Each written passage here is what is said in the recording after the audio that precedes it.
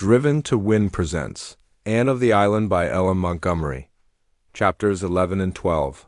As new seasons arrive, Anne's heart opens to deeper connections, cherished memories, and unexpected choices. Let's begin. Chapter 11. The Round of Life. Anne was back in Avonlea with the luster of the Thorburn Scholarship on her brow. People told her she hadn't changed much, in a tone which hinted they were surprised and a little disappointed she hadn't. Avonlea had not changed either, at least so it seemed at first. But as Anne sat in the Green Gables pew on the first Sunday after her return, and looked over the congregation, she saw several little changes which, all coming home to her at once, made her realize that time did not quite stand still, even in Avonlea. A new minister was in the pulpit. In the pews more than one familiar face was missing forever. Old Uncle Abe, his prophesying over and done with, Mrs. Peter Sloane, who had sighed, it was to be hoped, for the last time, Timothy Cotton, who, as Mrs. Rachel Lynde said, had actually managed to die at last after practicing at it for 20 years, and old Josiah Sloane, whom nobody knew in his coffin because he had his whiskers neatly trimmed, were all sleeping in the little graveyard behind the church. And Billy Andrews was married to Nettie Blewett. They appeared out that Sunday. When Billy, beaming with pride and happiness, showed his beep-plumed and bee-silked bride into the Harmon Andrews pew, Anne dropped her lids to hide her dancing eyes. She recalled the stormy winter night of the Christmas holidays when Jane had proposed for Billy. He certainly had not broken his heart over his rejection. Anne wondered if Jane had also proposed to Nettie for him, or if he had mustered enough spunk to ask the fateful question himself. All the Andrews family seemed to share in his pride and pleasure, from Mrs. Harmon in the pew to Jane in the choir. Jane had resigned from the Avonlea school and intended to go west in the fall. "Can't get a beau in Avonlea." "That's what?" said Mrs. Rachel Lynde scornfully. "Says she thinks she have better health out west. I never heard her health. Was poor before. Jane is a nice girl," Anne had said loyally. "She never tried to attract attention, as some did." "Oh, she never chased the boys, if that's what you mean," said Mrs. Rachel. "But she'd like to be married." "Just as much as anybody? That's what. What else would take her out west to some forsaken place whose only recommendation is that men are plenty and women scarce?" "Don't you tell me?" But it was not at Jane Anne gazed that day in dismay and surprise. It was at Ruby Gillis, who sat beside her in the choir. What had happened to Ruby? She was even handsomer than ever, but her blue eyes were too bright and lustrous, and the color of her cheeks was hectically brilliant. Besides, she was very thin. The hands that held her hymn book were almost transparent in their delicacy. "Is Ruby Gillis ill?" Anne asked of Mrs. Lynde, as they went home from church. "Ruby Gillis is dying of galloping consumption," said Mrs. Lynde bluntly. "Everybody knows it except herself and her family." "They won't give in." "If you ask them, she's perfectly well. She hasn't been able to teach since she had that attack of congestion in the winter, but she says she's going to teach again in the fall, and she's after the White Sands School. She'd be in her grave, poor girl, when White Sands School opens, that's what." And listened in shocked silence. Ruby Gillis, her old school chum, dying? Could it be possible? Of late years they had grown apart, but the old tie of schoolgirl intimacy was there, and made itself felt sharply in the tug the news gave at Anne's heartstrings. Ruby, the brilliant, the merry, the coquettish. It was impossible to associate the thought of her with anything like death. She had greeted Anne with gay cordiality after church and urged her to come up the next evening. "I'll be away Tuesday and Wednesday evenings," she had whispered triumphantly. "There's a concert at Carmody and a party at White Sands. Herb Spencer's going to take me. He's my latest. Be sure to come up tomorrow. I'm dying for a good talk with you. I want to hear all about your doings at Redmond." Anne knew that Ruby meant that she wanted to tell Anne all about her own recent flirtations, but she promised to go, and Diana offered to go with her. "I've been wanting to go to see Ruby for a long while," she told Anne, when they left Green Gables the next evening, "but I really couldn't go alone. It's so awful to hear Ruby rattling on as she does and pretending there is nothing the matter with her, even when she can hardly speak for coughing. She's fighting so hard for her life, and yet she hasn't any chance at all, they say. The girls walked silently down the red twilit road. The robins were singing vespers in the high treetops, filling the golden air with their jubilant voices. The silver fluting of the frogs came from marshes and ponds, over fields where seeds were beginning to stir with life and thrill to the sunshine and rain that had drifted over them. The air was fragrant with the wild, sweet, wholesome smell of young raspberry copses. White mists were hovering in the silent hollows and violet. Stars were shining bluely on the brooklands. "What a beautiful sunset," said Diana. "Look, Anne, it's just like a land in itself, isn't it? That long, low back of purple cloud. Is the shore, and the clear sky further on is like a golden sea? If we could sail to it in the moonshine boat Paul wrote of in his old composition, you remember?" "How nice it would be," said Anne, rousing from her reverie. "Do you think we could find all our yesterdays there, Diana, all our old springs and blossoms? The beds of flowers that Paul saw there are the roses that have bloomed for us in the past?" "Don't," said Diana. "You make me feel as if we were old women with everything in life behind us." "I think I've almost felt as if we were since I heard about poor Ruby," said Anne. "If it is true that she is dying, any other sad thing might be true too." "You don't mind calling in at Elisha Wright's for a moment, do you?" asked Diana. "Mother asked me to leave this little dish of jelly for Aunt Atossa." "Who is Aunt Atossa?" "Oh, haven't you heard? She's Mrs. Sampson Coates, of Spencervale, Mrs. Elisha Wright's aunt. She's Father's aunt, too. Her husband died last winter, and she was left very poor and lonely, so the Wrights took her to live with them. Mother thought we ought to take her, but Father put his foot down. Live with Aunt Atossa he would not." "Is she so terrible?" asked Anne absently. "You'll probably see what she's like before we can get away," said Diana significantly. "Father says she has a face like a hatchet, it cuts the air, but her tongue is sharper still. Late as it was, Aunt Atossa was cutting potato sets in the Wright kitchen. She wore a faded old wrapper, and her gray hair was decidedly untidy. Aunt Atossa did not like being caught in a kilter, so she went out of her way to be disagreeable. "Oh, so you're Anne Shirley," she said when Diana introduced Anne. "I've heard of you." Her tone implied that she had heard nothing. "Good. Mrs. Andrews was telling me you were home. She said you had improved a good deal." There was no doubt Aunt Atossa thought there was plenty of room for further improvement. She ceased not from cutting sets with much energy. "Is it any use to ask you to sit down?" she inquired sarcastically. "Of course, there's nothing very entertaining here for you. The rest are all away." "Mother sent you this little pot of rhubarb jelly," said Diana pleasantly. "She made it today and thought you might like some." "Oh, thanks," said Aunt Atossa sourly. "I never fancy your mother's jelly. She always makes it too sweet. However, I'll try to worry some down. My appetite's been dreadful poor this spring." "I'm far from well," continued Aunt Atossa solemnly. "But still, I keep a-doing. People who can't work aren't wanted here. If it isn't too much trouble, will you be condescending enough to set the jelly in the pantry? In a hurry to get these spuds done tonight. I suppose you two ladies never do anything like this. You'd be afraid of spoiling your hands." "I used to cut potato sets before we rented the farm," smiled Anne. "I do it yet," laughed Diana. "I cut sets 3 days last week. Of course," she added teasingly, "I did my hands up in lemon juice and kid gloves every night after it." Aunt Atossa sniffed. "I suppose you got that notion out of some of those silly magazines you read so many of. I wonder your mother allows you. But she always spoiled you. We all thought when George married her she wouldn't be a suitable wife for him." Aunt Atossa sighed heavily, as if all forebodings upon the occasion of George Barry's marriage had been amply and darkly fulfilled. "Going, are you?" she inquired as the girls rose. "Well, I suppose you can't find much amusement talking to an old woman like me. It's such a pity the boys ain't home. We want to run in and see Ruby Gillis a little while," explained Diana. "Oh, anything does for an excuse, of course," said Aunt Atossa amiably. "Just whip in and whip out before you have time to say howdy decently. It's college. Airs, I suppose. You'd be wiser to keep away from Ruby Gillis." The doctors say consumption's catching.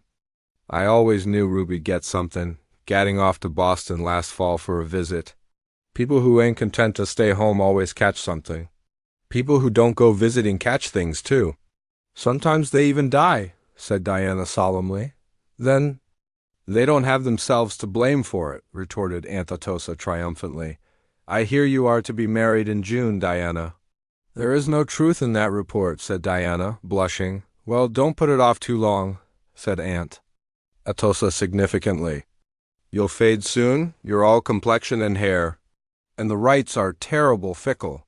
You ought to wear a hat, Miss Shirley. Your nose is freckling scandalous. My, but you are red-headed. Well, I suppose we're all as the Lord made. U.S., give Marilla Cuthbert my respects. She's never been to see me since I come to Avonlea, but I suppose I oughtn't to complain. The Cuthberts always did think themselves a cut higher than anyone else round here. Oh, isn't she dreadful? Gasped Diana as they escaped down the lane. She's worse than Miss Eliza Andrews, said Anne. But then think of living all your life with a name like Atossa. Wouldn't it sour almost anyone? She should have tried to imagine her name. Was Cordelia? It might have helped her a great deal. It certainly helped me in the days when I didn't like Anne. Josie Pye will be just like her when she grows up, said Diana. Josie's mother and Aunt Atossa are cousins, you know. Oh dear, I'm glad that's over. She's so malicious, she seems to put a bad flavor in everything. Father tells such a funny story about her. One time they had a minister in Spencervale who was a very good spiritual man but very deaf. He couldn't hear any ordinary conversation at all. Well, they used to have a prayer meeting on Sunday evenings, and all the church members present would get up and pray in turn or say a few words on some Bible verse. But one evening Aunt Atossa bounced up. She didn't either pray or preach. Instead, she lit into everybody else in the church and gave them a fearful raking down, calling them right out by name and telling them how they all had behaved and casting up all the quarrels and scandals of the past 10 years. Finally, she wound up by saying that she was disgusted with Spencervale Church and she never meant to darken its door again, and she hoped a fearful judgment would come upon it. Then she sat down out of breath, and the minister, who hadn't heard a word she said, immediately remarked in a very devout voice, Amen, the Lord grant our dear sister's prayer. You ought to hear Father tell the story. Speaking of stories, Diana, remarked Anne, in a significant, confidential tone, do you know that lately I have been wondering if I could write a story that would be good enough to be published? Why, of course you could, said Diana, after she had grasped the amazing suggestion. You used to write perfectly thrilling stories years ago in our old story club. Well, I hardly meant one of that kind of stories, smiled Anne. I've been thinking about it a little of late, but I'm almost afraid to try, for if I should fail, it would be too humiliating. I heard Priscilla say once that all Mrs. Morgan's first stories were rejected. But I'm sure yours wouldn't be, Anne, for it's likely editors have more sense nowadays. Margaret Burton, one of the junior girls at Redmond, wrote a story last winter, and it was published in the Canadian Woman. I really do think I could write one at least as good. And will you have it published in the Canadian Woman? I might try one of the bigger magazines first. It all depends on what kind of a story I write. What is it to be about? I don't know yet. I want to get hold of a good plot. I believe this is very necessary from an editor's point of view. The only thing I've settled on is the heroine's name. It is to be Avril Lester. Rather pretty, don't you think? Don't mention this to anyone, Diana. I haven't told anybody but you and Mr. Harrison. He wasn't very encouraging. He said there was far too much trash written nowadays as it was, and he'd expected something better of me after a year at college. What does Mr. Harrison know about it? Demanded Diana scornfully. They found the Gillis Homegay with lights and callers. Leonard Kimball of Spencervale and Morgan Bell of Carmody were glaring at each other across the parlor. Several merry girls had dropped in. Ruby was dressed in white and her eyes and cheeks were very brilliant. She laughed and chattered incessantly, and after the other girls had gone she took Anne upstairs to display her new summer dresses. I've a blue silk to make up yet, but it's a little heavy for summer wear. I think I'll leave it until the fall. I'm going to teach in White Sands, you know. How do you like my hat? That one you had on in church yesterday was real dinky, but I like something brighter for myself. Did you notice those two ridiculous boys downstairs? They've both come determined to sit each other out. I don't care a single bit about either of them, you know. Herb Spencer is the one I like? Sometimes I really do think he's Mr. Right. At Christmas, I thought the Spencervale schoolmaster was that, but I found out something about him that turned me against him. He nearly went insane when I turned him down. I wish those two boys hadn't come tonight. I wanted to have a nice good talk with you, Anne, and tell you such heaps of things. You and I were always good chums, weren't we? Ruby slipped her arm about Anne's waist with a shallow little laugh. But just for a moment their eyes met, and, behind all the luster of Ruby's, and saw something that made her heart ache. "Come up often, won't you, Anne?" whispered Ruby. "Come alone, I want you." "Are you feeling quite well, Ruby?" "Me? Why, I'm perfectly well. I never felt better in my life. Of course that congestion last winter pulled me down a little. But just see my color. I don't look much like an invalid, I'm sure." Ruby's voice was almost sharp. She pulled her arm away from Anne, as if in resentment, and ran downstairs, where she was gayer than ever, apparently so much absorbed in bantering her two swains that Diana and Anne felt rather out of it and soon went away. Chapter 12. Averil's Atonement. What are you dreaming of, Anne? The two girls were loitering one evening in a fairy hollow of the brook. Ferns nodded in it, and little grasses were green, and wild pears hung finely scented, white. Curtains around it. Anne roused herself from her reverie with a happy sigh. "I was thinking out my story, Diana." "Oh, have you really begun it?" cried Diana, all alight with eager interest in a moment. "Yes, I have only a few pages written, but I have it all pretty well thought out. I've had such a time to get a suitable plot." None of the plots that suggested themselves suited a girl named Averil. "Couldn't you have changed her name?" "No, the thing was impossible. I tried to, but I couldn't do it any more than I could change yours. Averil was so real to me that no matter what other name I tried to give her I just thought of her as Averil behind it all. But finally I got a plot that matched her. Then came the excitement of choosing names for all my characters. You have no idea how fascinating that is. I've lain awake for hours thinking over those names. The hero's name is Percival Dalrymple. Have you named all the characters?" asked Diana wistfully. "If you hadn't, I was going to ask you to let me name one, just some unimportant person. I'd feel as if I had a share in the story." "Then you may name the little hired boy who lived with the Lesters," conceded Anne. "He is not very important, but he is the only one left unnamed."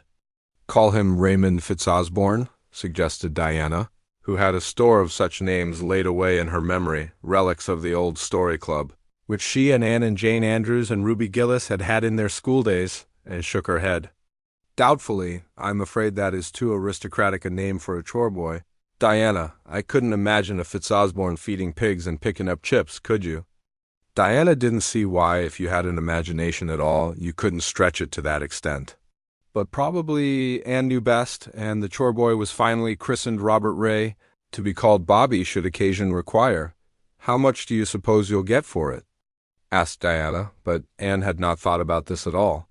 She was in pursuit of fame, not filthy lucre, and her literary dreams were as yet untainted by mercenary considerations. "You'll let me read it, won't you?" pleaded Diana. "When it is finished, I'll read it to you and Mr. Harrison, and I shall want you to criticize it severely. No one else shall see it until it is published." "How are you going to end it, happily or unhappily?" "I'm not sure. I'd like it to end unhappily because that would be so much more romantic. But I understand editors have a prejudice against sad endings.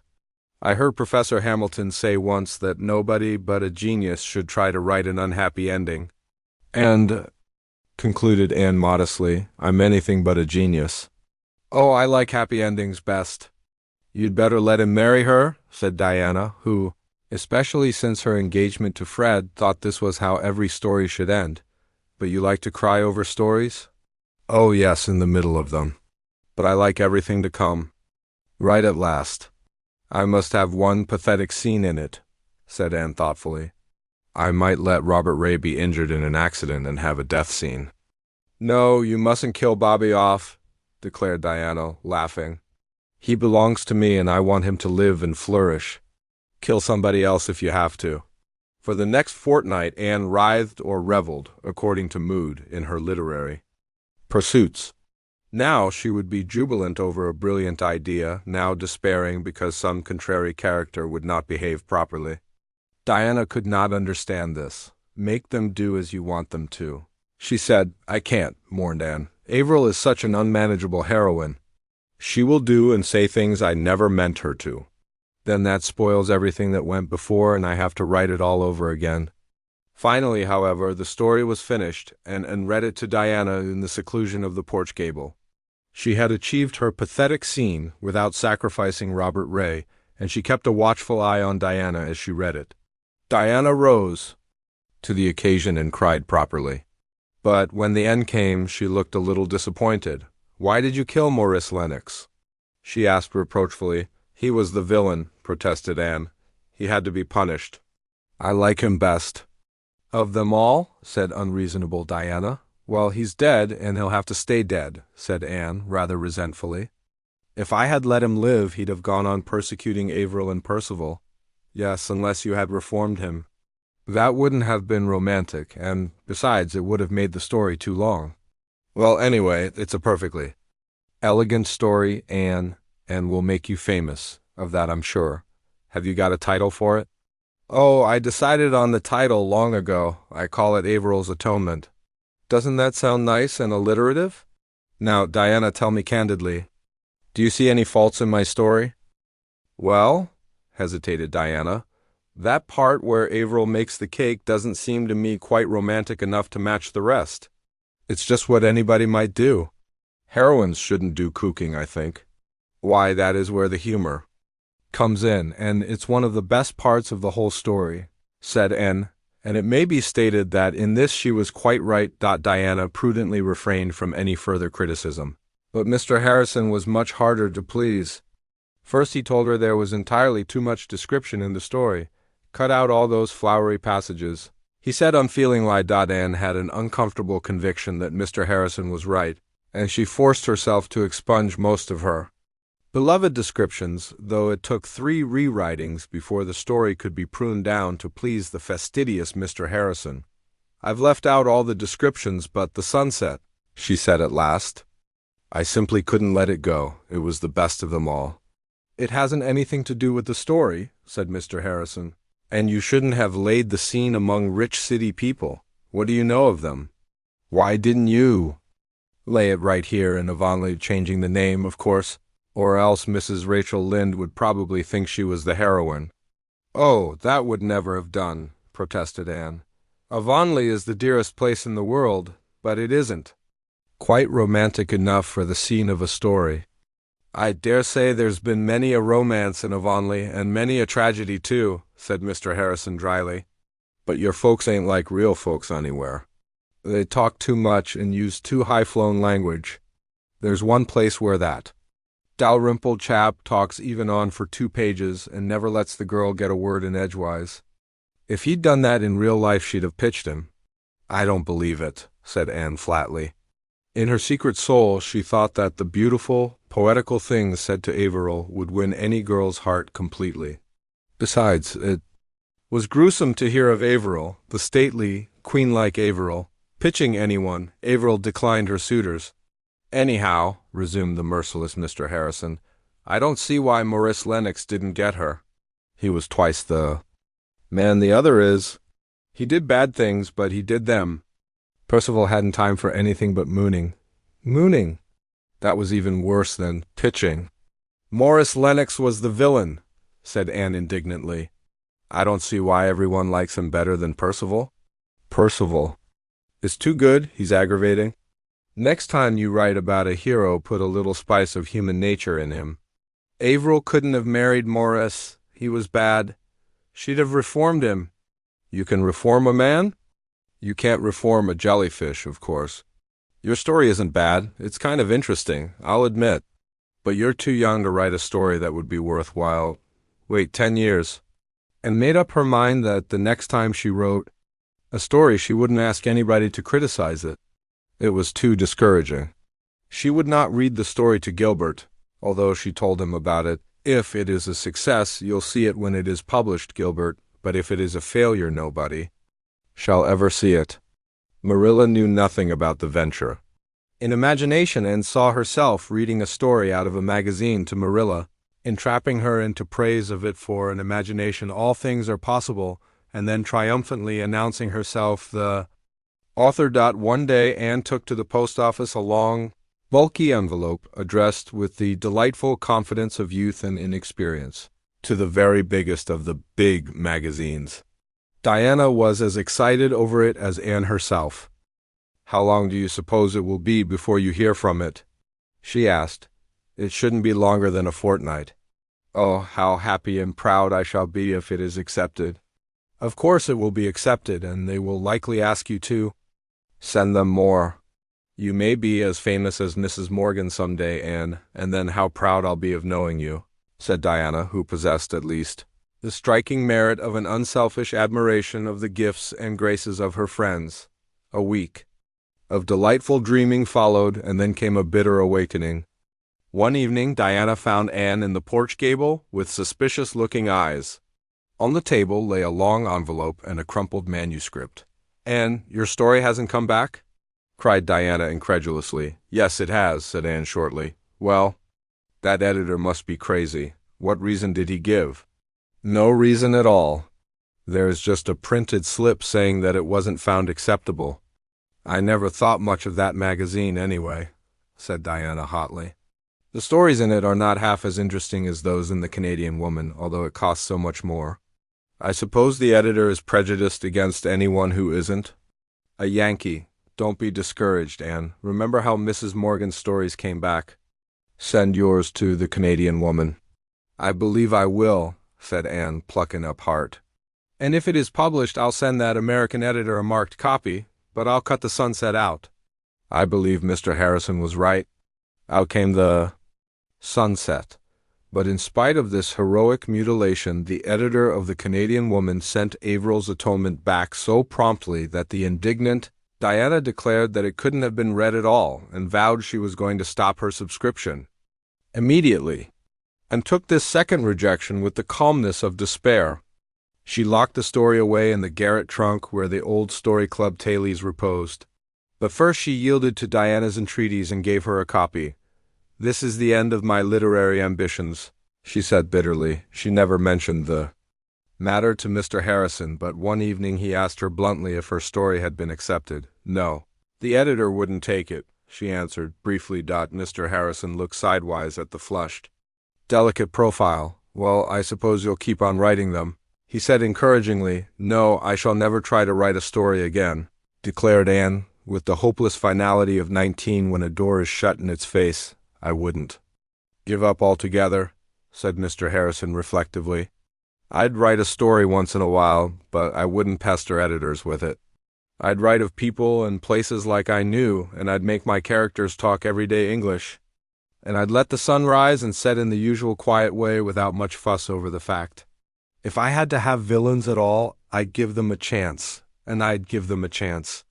There are some terrible bad men in the world, I suppose, but you'd have to go a long piece to find them, though Mrs. Lynde believes we're all bad. But most of us have got a little decency somewhere in us. Keep on writing, Anne. No, it was very foolish of me to attempt it. When I'm through Redmond, I'll stick to teaching. I can teach. I can't write stories.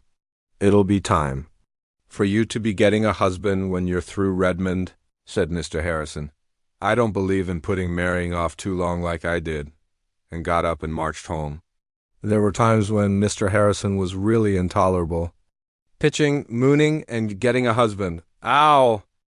Anne's story continues to unfold with quiet beauty and growing insight. But this is only the beginning. Subscribe and return daily for the next chapters only on Driven to Win.